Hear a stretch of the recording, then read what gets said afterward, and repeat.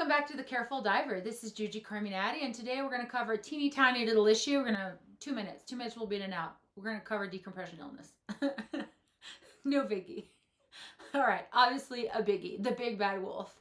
The thing that we are going to guard against and that instructors spend a lot of time teaching about, decompression illness. If you've gone through training, or even if you've heard about scuba diving, you may have heard people talk about DCI, DCS, AGE, bar trauma. Okay. That's great. What am I going to do with all those terms? Well, you're watching this video, so welcome. Let's talk about it. DCI refers to decompression illness.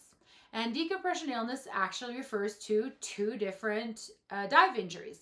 One is DCS, decompression sickness, and the other one is AGE, arterial gas embolism.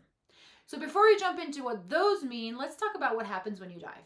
When you go diving, lots of beautiful, wonderful things happen, but also pressure increases. You know this, right? 10 meters, 2 atmospheres, 30 meters, 4 atmospheres, so on and so forth. What happens when that happens is that gas gets compressed. Now, first, nitrogen, that makes up 79% of the ambient air that you breathe, gets squeezed. I mean, literally squished into your tissues. And at some point, it's going to want to come out. And we're going to talk about that. And the other thing that happens is that gas, the gas that you are breathing, gets squished down into the various air pockets, cavities that you have in your body. And those include your ears and your lungs. So DCS refers to the injury caused to your body by nitrogen coming back out of the tissues when you are coming back up, because there is no longer that pressure to squeeze the nitrogen into your tissues. Once that pressure starts coming off, which is what happens as you're coming up, the nitrogen is going to naturally come out of the organs. If it does so too quickly in an uncontrolled manner, it will cause little nitrogen bubbles to go into your body where they don't belong, hurting you. Similarly, but different, the air that is trapped inside your various air cavities, including your lungs and other parts of your body, but for AGE, we're really talking about lungs, they're going to expand, and having nowhere to go will burst your lungs. And the fact is, you know, your lungs are not two big bags, right? They're made up of a whole network of little grape-like structures called alveoli, and they're very, very small. So when the air gets down into your alveoli, if you are coming back up and you are not exhaling, you are trapping the air, it is going to expand and it is going to cause barotrauma, baropressure trauma injury to your lungs. Pop, not a good thing. DCS comes in 2 flavors. So generous, so great. We have so many options. Type 1, type 2. Type 1 is musculoskeletal. It will impact your muscles and your joints. And it's really often the one that's being referred to when people talk about the bends, right, or getting bent. It's because nitrogen ends up inside your muscles and inside your joints, and it is expanding, and it's not supposed to be there, and it harms you. There is also type 2 DCS. Told you, we're so lucky. So many options. And this one comes in 3 flavors of its own. And those 3 flavors of type 2 DCS are neurological, inner ear, and cardiopulmonary.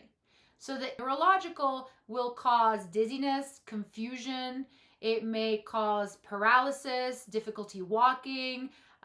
Your gait may be altered. You can have a lack of alertness. All of those are typical of a type 2 DCS hit, a neurological one. You then can have an inner ear hit, which is where you will start hearing sounds or like tinnitus. And then you can have a type 2 cardiopulmonary situation, and that usually exhibits itself in something that's called the chokes, which is where you have this dry cough, chest pain, maybe a little bit of frothiness. So those are the things, and they are life-threatening. Arterial gas embolism presents differently, right? Arterial gas embolism means that you have injured your lungs because the gas expanded too quickly on your way up.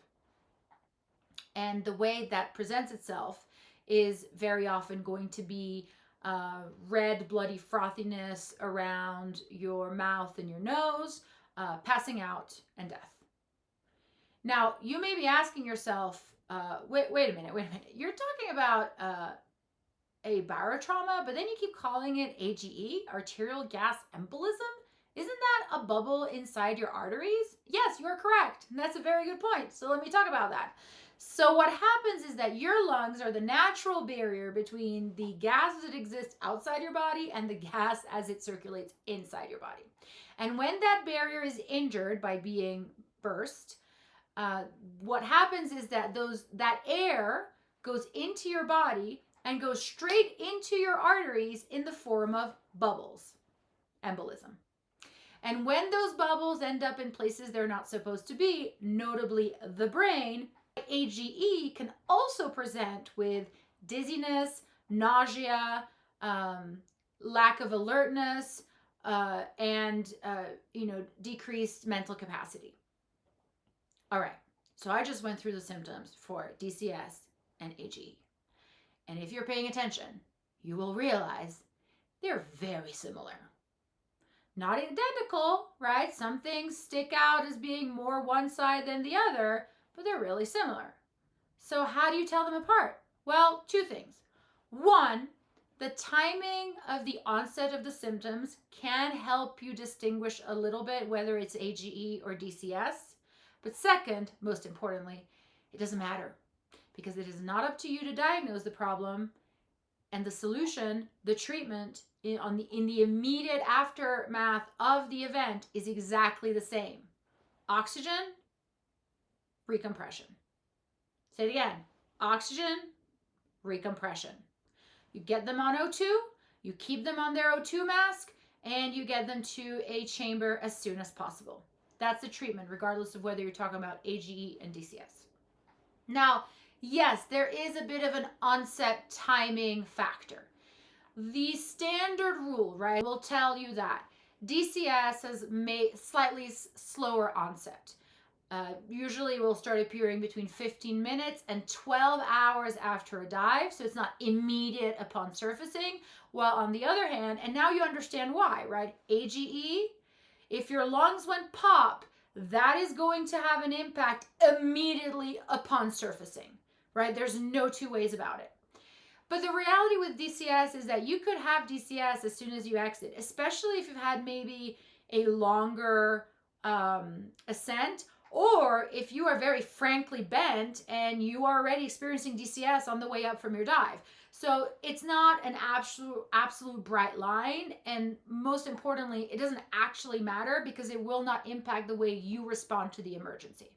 So now the next question is, okay, well, how do I avoid it? Very good question. It really comes down to these practices. First, ascend slowly. That's a good rule to avoid DCS and AGE.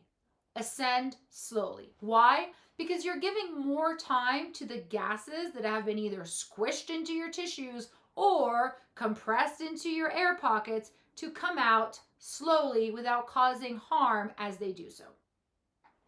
For DCS, dive conservatively. Watch your NDL. Don't go too deep. Don't stay there too long. Those are all of the good rules that apply to avoiding DCS. You can't prevent it 100%. DCS is part of the risk of diving, but you can mitigate that risk by engaging in those practices. You can also make sure that you do your 3-minute, 5-meter, 15-foot safety stop. And that's always critical. And there is some talk about the fact that why bother doing a safety stop if this is a recreational dive, and what's the point? I didn't go into decompression, so why should I bother? Well, it slows down your ascent. It forces you to slow down, and it allows your body more time to off-gas the nitrogen. Because even if you're doing a no-deco dive, you have taken on a nitrogen load. So it's just a good practice. On the AGE side of a house, it's also a good practice because guess what you're not doing if you're hanging out for 3 minutes at 5 meters? You are not holding your breath. We go back to the number one rule of diving, the cardinal rule: never, ever hold your breath. And if you are telling yourself that you can shoot up from that 15-foot stop, think again. Do you know how deep you have to be to get barotrauma to pop your lungs? 5 feet. Oh, not 5 meters, 5 feet. It's nothing. It's less than most pools in the neighborhood. So at all times, breathe continuously and ascend slowly, even when you are ascending from your 15-foot, 5-meter safety stop. I hope this video was informative. I am so glad that you hung out with me today. And as always, dive safe.